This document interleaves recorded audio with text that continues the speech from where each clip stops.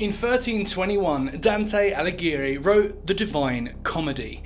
The first section, Inferno, provides one of the most horrifying descriptions of hell in human history, and although not part of the original Christian scripture, its influence can be seen across the entire religion, from the imagery of eternal flames and perfect suffering to the divine justice for sin. In the Divine Comedy, Dante divides hell into 9 distinct rings, each one put aside for a particular type of sinner. In this video, we're going to trace Dante's steps from the gates of hell all the way down to the 9th ring, where the worst of the worst end up being punished forever. In the beginning of the book, Dante finds himself accompanied by the Roman poet Virgil, as they both stand at the gates of hell. The inscription above the gates reads, "Abandon hope, ye who enter here." Dante is on a mission from God to examine all parts of the afterlife, and so, after steeling himself, he steps through the gate. Immediately, he's overcome by the sound of sickening screams and wails from those below who are enduring their endless torment. However, as he looks around, he can't actually see anybody being tortured.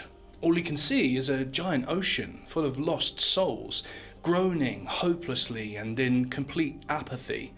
Virgil explains to Dante that these souls are not fully damned, but instead sentenced to spend eternity here, at the entrance of hell. They're stuck here because in their mortal life they were unable to properly commit to their faith, but they also hadn't done anything truly evil. Since they're not welcome in heaven, but don't deserve hell, they stay here, roaming pointlessly in oblivion. After this, Dante sees Charon, the grim boatman whose job is to ferry the actually damned from this antechamber and down into hell itself. As Charon pulls up to the shore, he looks back towards the damned and tells them to come aboard, but that now is a good time to start panicking. Dante boards and crosses into the Inferno. The first circle that Dante comes to is Limbo. He notices that for the first time since entering hell, he can't hear any screaming like before, and instead, there's more of a kind of groaning and sighing. Those cursed to spend their time in Limbo were guilty of not being Christian. This included every unbaptized baby and every soul born before the coming of Christ. Here we find the greats of history, such as Socrates, Julius Caesar, and Plato. Limbo isn't like the other rings. Here, things are relatively calm, but ultimately depressing. It's a place of sorrow rather than a place of torment. Next, Dante continues his ascent into the darkness, but before he can proceed, he comes across Minos. As the souls file in beside him, they must all stand before Minos, who is the judge of the Inferno, and will send each soul to the circle of hell which best suits their sins. Minos is so terrifying that those who stand before him cannot help to confess their crimes in full honesty, at which point Minos will send them to the appropriate circle. If a soul is guilty of multiple different sins, he will be punished for the most severe. After a brief conversation, Dante passes by Minos and descends into the second ring of hell, Lust. Here, everyone who is guilty of adultery, fornication, incest, seduction, or promiscuity will spend eternity being blown around endlessly by gale-force winds. The idea is that the punishment must fit the sin, a concept known as contrapasso. And so, just as they were blown from one act to another by the winds of their own lustful appetites, so they will be battered against the buildings and pushed with great gusts in the endless tempest. Here, he finds the great lustful of history, such as Helen of Troy and Cleopatra. As Dante travels further and further down the circles, the punishments will get more and more extreme, and Dante already struggles to believe just how cruel their fate is. This is only ring 2. Next, Dante enters the third ring, Gluttony. Here are all those who were overeaters, binge drinkers, the hedonists, and the wasteful. They lay still on the floor as hail and freezing rain falls down upon them. The only people in motion are those being hunted by Cerberus, a 3-headed dog whose job is to chase the souls around endlessly and tear them to pieces in his 3 jaws.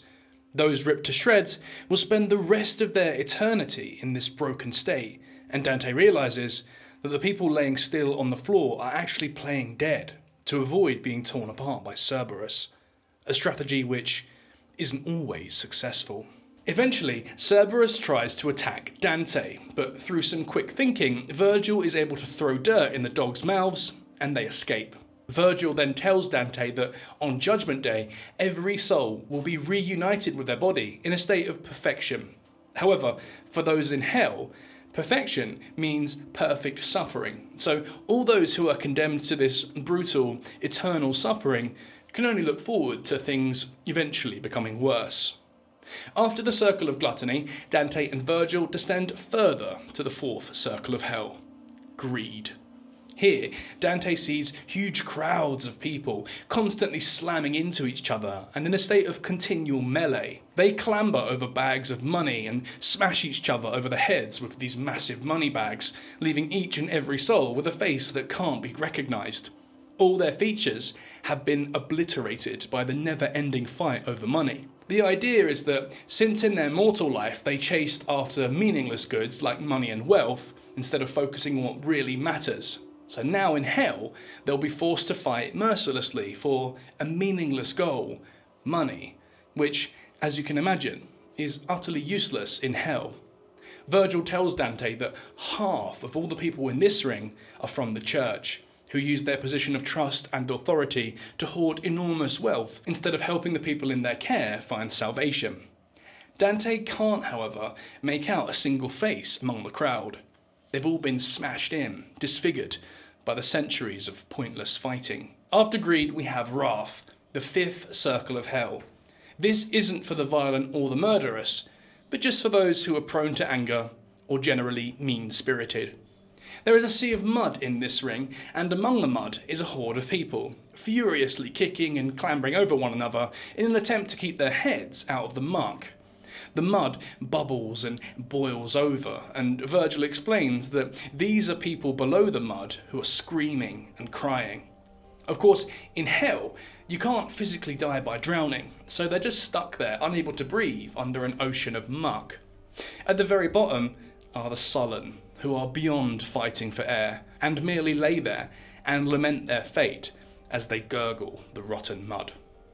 Here, in the circle of wrath, Dante and Virgil come across the river Styx, whereupon they meet a boatkeeper named Phlegeus, whose job is to ferry the souls from the fifth circle down to the lower depths of hell. He agrees to take Dante and Virgil on this same journey. On the journey, they come to the city of Dis. All the following circles of hell are actually inside this city, and so Dante will have to enter the city of Dis to continue his journey downwards. Unfortunately, the gates to the city are locked. Dante is told he's not allowed to enter because he isn't yet dead. Virgil presses the guards, who are actually fallen angels, to let them in, and explains that even though, yes, he is alive, he's on a mission from God, and so he should be allowed to pass. But this conversation just escalates things. The fallen angels call for Medusa, and Dante and Virgil have to cover their eyes so they're not turned to stone and trapped in hell forever. At this point, an angel comes down from heaven, casually walks across the river Styx, parting the river as he walks, and touches the gates of Dis, instantly blowing them open and scaring away all the fallen angels manning the gates. The angel explains that Dante is in fact on a mission from God, and anyone who tries to intervene will be punished. And with that, the path to the city now lays open, and Dante and Virgil have witnessed the power of divinity firsthand. The angel was more powerful than anything they had ever seen, either on earth or in hell. Once inside Dis, Dante and Virgil find themselves in the sixth layer of the Inferno. It marks an important milestone on the journey. The previous sins were all sins committed against the self, but from the sixth ring onwards, all punishments are for sins against others. The sixth ring itself is for heresy, those who speak out against Christianity or God. Here, the damned are forced to lay in stone tombs which are placed over scalding flames.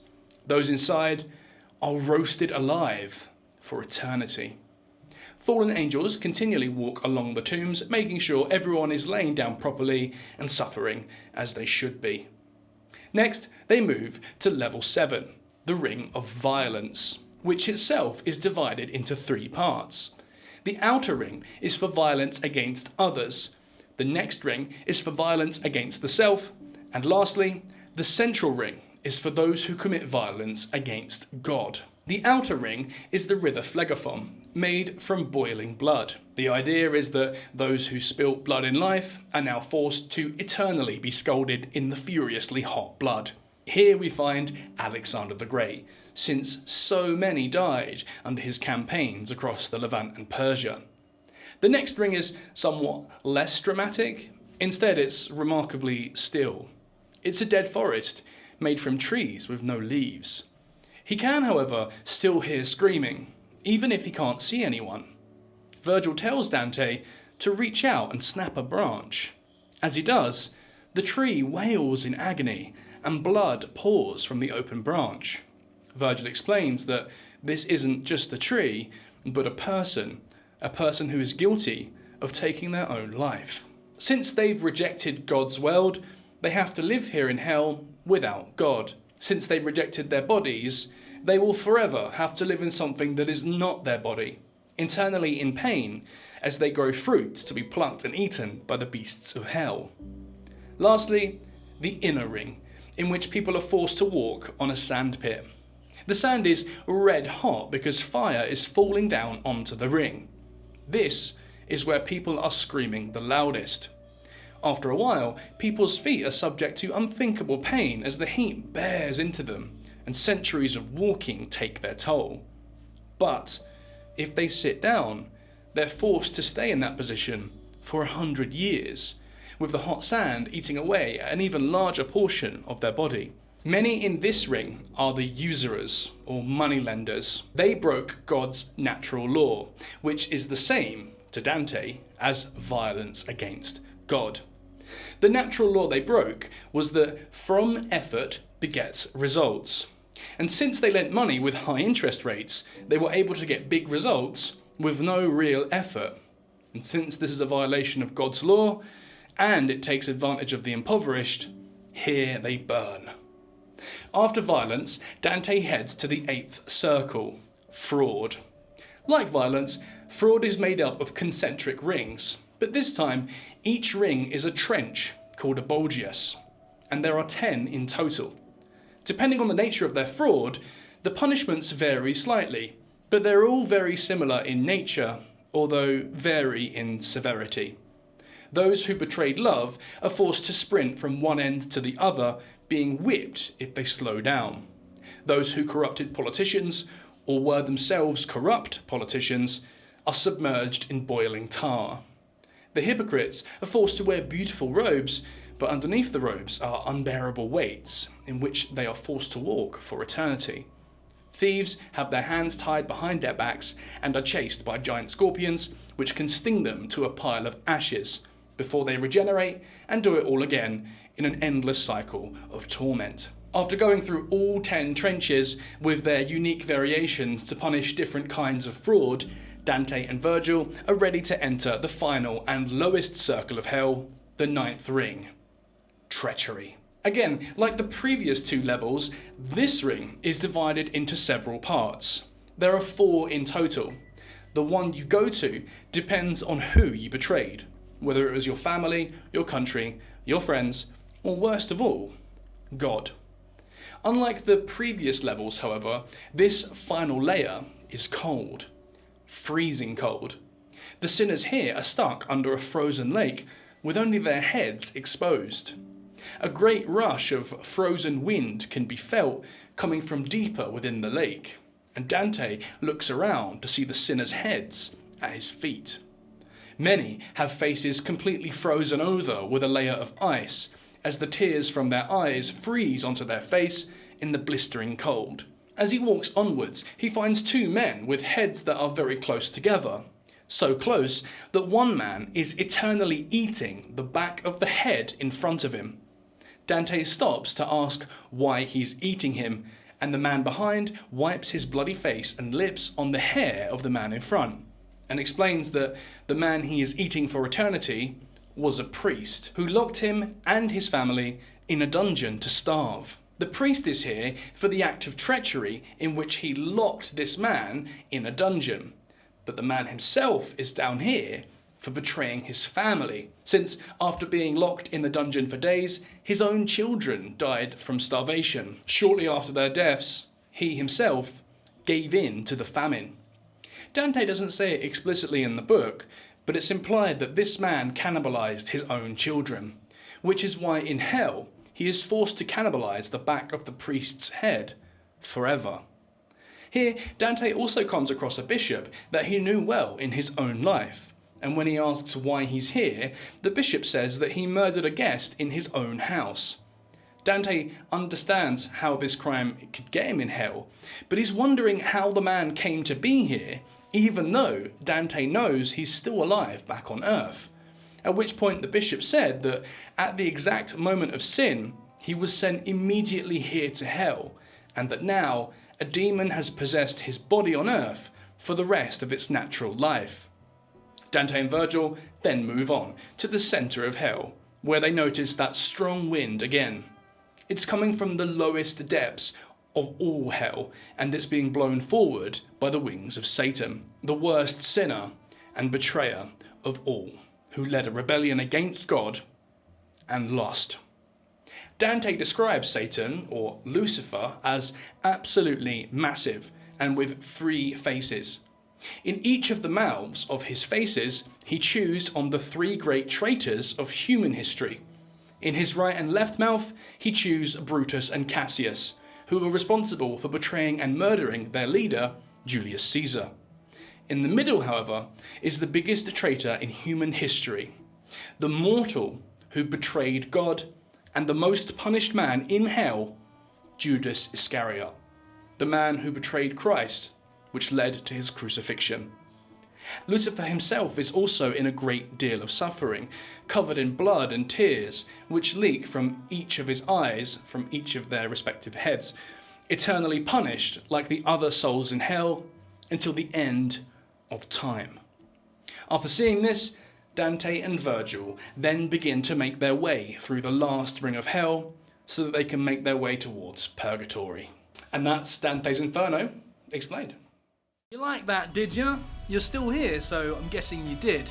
And if that's true, click one of these videos here to watch more. It's the best way you can support our channel and help me.